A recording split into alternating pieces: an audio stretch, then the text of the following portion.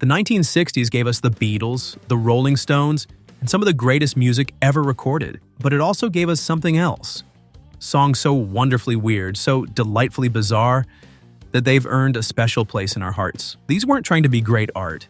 They were novelty records, gimmick songs, and musical experiments that made us laugh, made us cringe, and somehow made us hit replay. Here are the top 15 awesomely bad songs from the 1960s. Number 15. Itsy Bitsy Teeny Weeny Yellow Polka Dot Bikini by Brian Hyland.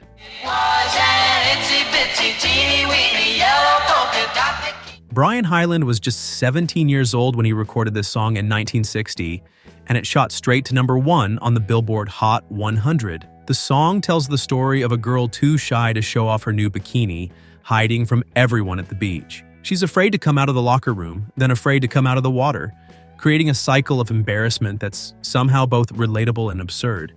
It's repetitive, it's silly, and the title alone takes up half the chorus. But somehow it captured something about that moment in time when bikinis were still scandalous and teenagers were finding their own voice in pop music. The two-piece swimsuit had only become widely acceptable in America during the late 1950s. So a song about being shy to wear one resonated with the cultural moment. Hyland delivered it with just enough sincerity to make it charming rather than mocking.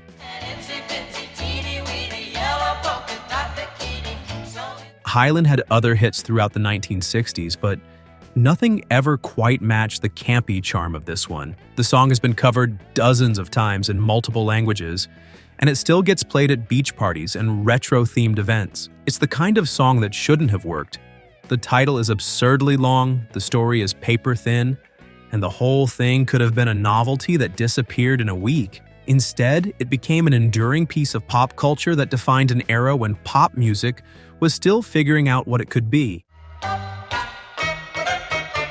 Now she's afraid to come. Number 14. Monster Mash by Bobby Boris Pickett. He did the Monster Mash. It was a graveyard. Bobby Pickett was doing Boris Karloff impressions between songs at a club gig when his bandmates suggested he record something with that voice. The result was Monster Mash, released in 1962, a song about monsters throwing a party that sounds exactly like what you'd expect from someone doing a Boris Karloff impression, over a twist beat. They did the mash. They did the Monster Mash. The Monster Mash. The song hit number 1 in October 1962, right before Halloween, which was perfect timing. What makes it awesomely bad is how committed Pickett is to the bit. He's not winking at the audience or apologizing for the gimmick.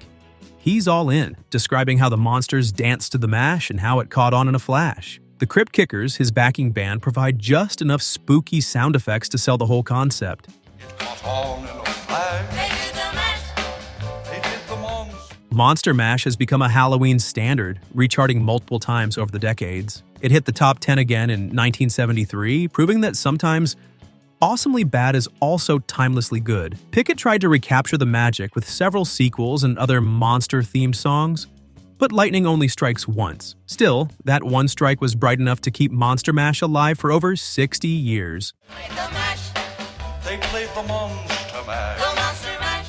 Number 13, Hello Muddah, Hello Fadduh by Alan Sherman. Hello, Muddah. Alan Sherman was a television producer who decided to try his hand at comedy music in the early 1960s. His approach was simple: take classical melodies and add funny words. In 1963, he struck gold with Hello Muddah, set to the tune of a famous classical piece called Dance of the Hours. All the counselors hate the waiters and the lake. The song is a letter from a boy at summer camp complaining about everything from poison ivy to terrible food to being stuck in the cabin during rainstorms. What makes it work is how specific the complaints are, and how perfectly they capture the universal experience of being a kid away from home for the first time. Sherman based it on letters his own son had sent from camp, which gives it an authentic feeling despite the absurd delivery. Don't leave me out in the forest where... The song climbed to number 2 on the charts and became Sherman's signature hit. It's been covered, parodied, and referenced countless times. The Library of Congress even added it to the National Recording Registry in 2022, recognizing its cultural significance. For a song about hating summer camp set to a 19th century ballet melody, that's quite an achievement. Dearest Fadduh, darling Muddah, how's my... Number 12, They're Coming to Take Me Away, Haha, by Napoleon XIV. They're coming to take me away, haha. They're coming to take me away, ho ho. Jerry Samuels recorded this song under the name Napoleon XIV in 1966, and it might be the most unsettling novelty record ever made. There's barely any music, just a snare drum and tambourine keeping rhythm while Samuels rants about being driven insane and carted off to a mental institution. His voice gets more manic as the song progresses, and the whole thing has an edge that makes you uncomfortable even as you're laughing. They're coming to take me away, ho ho, hee hee, ha ha, to the funny farm. Well, The song peaked at number 3 on the Billboard Hot 100, which is remarkable considering how dark it is. Radio stations started pulling it after receiving complaints that it made fun of mental illness. The flip side of the single was even stranger. It was the entire song played backwards, titled with the song name spelled backwards, credited to 14th Napoleon. they're coming to take me away, haha. They're coming to take me away, ho ho. Number 11, Alley Oop by the Hollywood Argyles. This cat's name is Alley Oop. 3 different versions of Alley Oop hit the charts in the summer of 1960, but the Hollywood Argyles took it all the way to number 1. The song is about the caveman character from the comic strip, complete with grunting sound effects and a primitive beat that was supposed to sound like something from the Stone Age. He got a chauffeur that... The Hollywood Argyles were essentially a studio group assembled for this one record. They had a few other minor releases, but Alley Oop was their moment. The song has that perfect combination of dumb concept and catchy execution that defines awesomely bad music. It's not trying to be more than it is. It's just a fun song about a cartoon caveman, recorded by people who understood exactly how silly that was and leaned into it. knocking great big monsters dead on their knees. What makes it memorable is how it captured the early 1960s fascination with novelty records. This was right at the beginning of the decade when the music industry was still figuring out what rock and roll could be. Songs like Alley Oop showed that it could be absolutely anything, including celebrations of newspaper comic strip characters sung in a mock caveman style. Wears clothes from a wildcat's hide. Number 10, Big Bad John by Jimmy Dean. Somebody said he came from New Orleans where he got in a fight over a kid. Jimmy Dean's deep voice was perfect for this 1961 ballad about a giant mysterious miner who saves his co-workers during a cave-in. The spoken word verses tell the story while a minimal musical backing sets the mood. It's melodramatic, it's over the top, and it was a massive hit, spending 5 weeks at number 1. Big John, Big John. The song is awesomely bad in how seriously it takes itself. Dean isn't playing it for laughs. He's genuinely trying to create an American folk hero in 3 minutes. The result is simultaneously moving and absurd, which is probably why it connected with so many people. Everyone loves an underdog hero story, even when it's delivered with all the subtlety of a mining accident. Big John. Nobody seemed to know where. Big Bad John inspired several answer songs and parodies, including Small Sad Sam. It also established Jimmy Dean as more than just a musician. He went on to host his own variety show and eventually became better known for his sausage company than for his music. But Big Bad John remains his signature song, a piece of early 1960s drama that refuses to apologize for its own ridiculousness. Big John, Big John. Number 9, The Name Game by Shirley Ellis.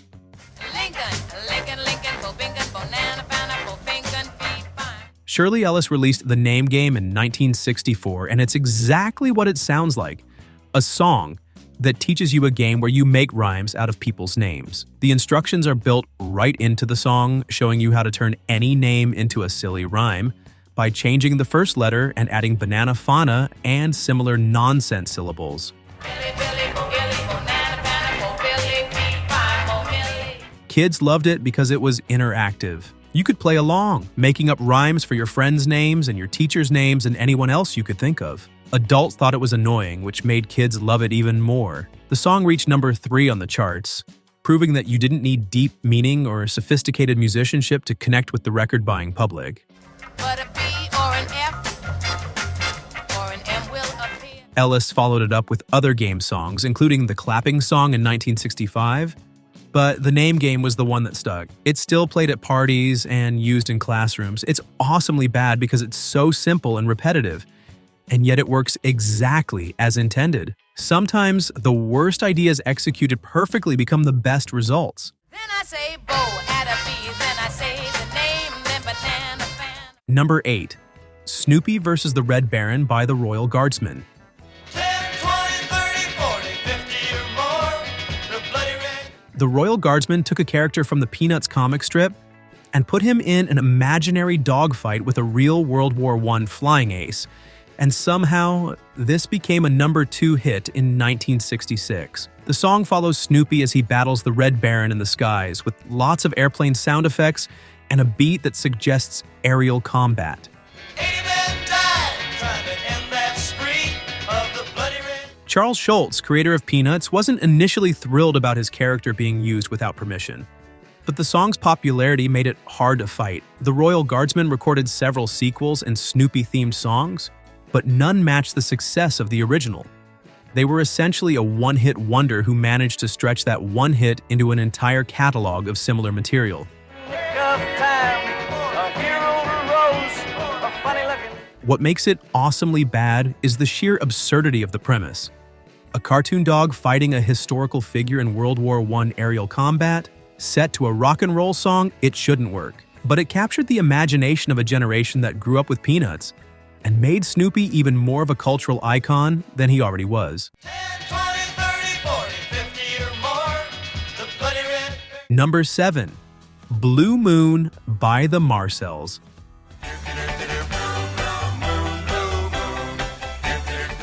The Marcells took a sophisticated Rodgers and Hart standard from 1934 and turned it into a doo-wop novelty in 1961. The song starts with an exaggerated bomp baba bomp intro that goes on longer than seems necessary, then launches into a version of Blue Moon that sounds nothing like the original. The arrangement is pure doo-wop parody, with the bass singer getting almost as much feature time as the lead vocalist. It's the musical equivalent of a funhouse mirror, taking something elegant and warping it into something completely different. The Marcells clearly loved doo-wop and wanted to show what they could do with it, even if that meant making a classic song sound ridiculous. The record hit number 1 and defined the Marcells' career. They had a few other minor hits, but Blue Moon was their peak. It's awesomely bad because it takes something beautiful and makes it silly. And yet the result is so joyful and energetic that you can't help but enjoy it. Sometimes disrespecting the classics is exactly what the classics need. Number 6. Tiptoe Through the Tulips by Tiny Tim.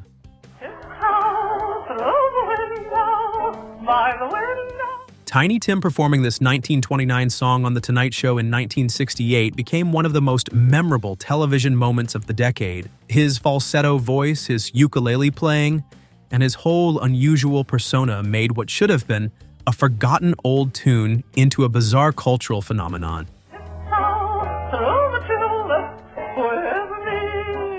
The song itself is sweet and innocent, about walking through tulips with your sweetheart, but Tiny Tim's delivery turned it into something otherworldly. His vibrato was extreme, his pitch control was questionable, and his overall approach was so earnest and peculiar that you couldn't look away. He wasn't trying to be weird.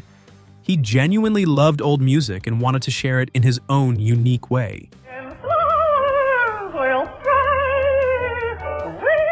Tiptoe Through the Tulips reached number 17 on the charts, which is impressive for a 40-year-old song performed in such an unconventional style. Tiny Tim became a cultural curiosity, appearing on television shows and in films. He's awesomely bad because he was completely sincere about something that seemed impossible to take seriously, and that sincerity made it work. Number 5, Who Put the Bomp by Barry Mann.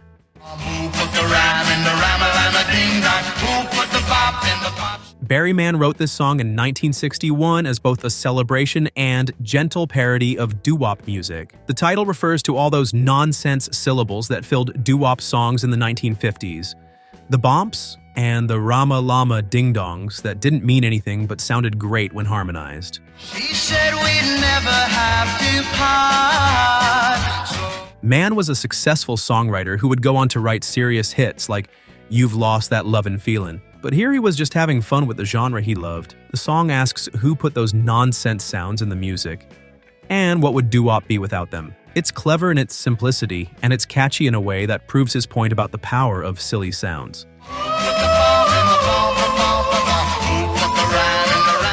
The record reached the top 10, establishing Mann as both a performer and a songwriter. It's awesomely bad because it's making fun of something while also proving why that something is great. The bomp baba bomp sounds are ridiculous, but they're also what makes the music memorable.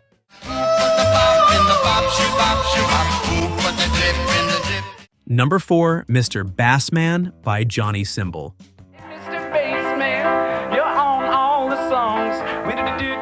Johnny Cymbal released this tribute to bass singers in 1963, featuring a bass vocal that's pushed so far into caricature it becomes comedy. The song is sung from the perspective of someone who can't compete with the deep-voiced bass man, who's stealing all the attention from the group.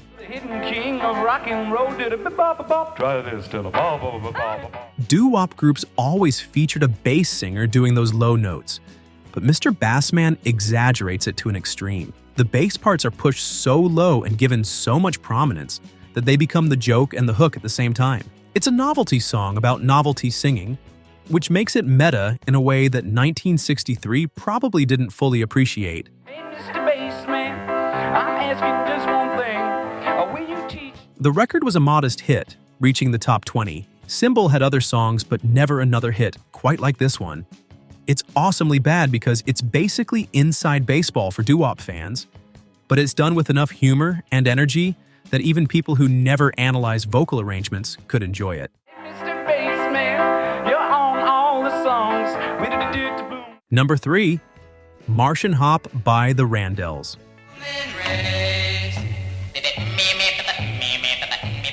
The Randells recorded this space-age novelty in 1963, right in the middle of America's fascination with the space race. The song describes Martians doing a new dance called the Martian Hop, complete with sound effects that are supposed to be what Martians sound like.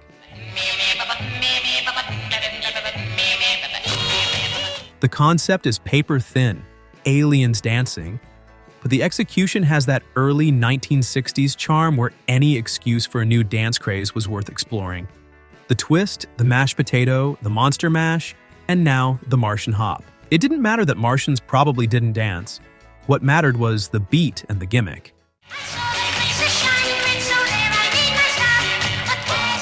Number 2, Leader of the Laundromat by The Detergents. That's when I fell in love with the leader of the laundromat. The Detergents took the Shangri-Las' dramatic teen tragedy song, Leader of the Pack, and turned it into a parody about working at a laundromat in 1964, where the original was about a girl's boyfriend dying in a motorcycle crash. This version is about the coolest guy at the coin-op wash. My folks were always putting her down.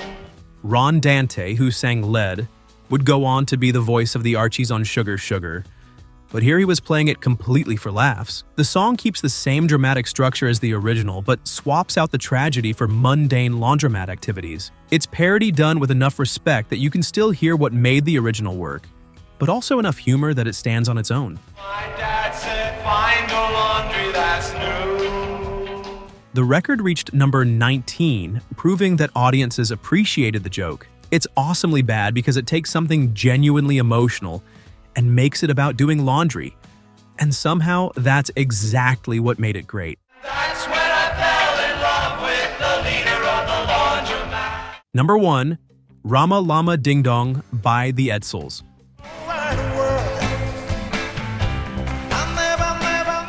The Edsels recorded this doo-wop song in 1958, but it didn't become a hit until it was re-released in 1961. The title says it all. It's a collection of nonsense syllables strung together into what barely qualifies as a love song. But those nonsense syllables are delivered with such conviction and harmonized so well that they become strangely moving.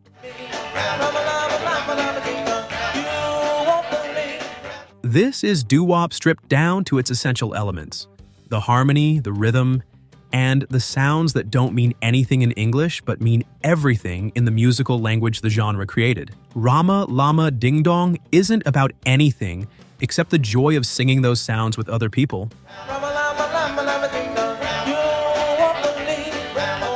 The song became a regional hit and has lived on as a doo-wop standard. It's awesomely bad because it's built entirely on sounds that have no meaning, and yet it communicates perfectly. Sometimes music doesn't need words. Sometimes it just needs Rama, Lama, Ding Dong.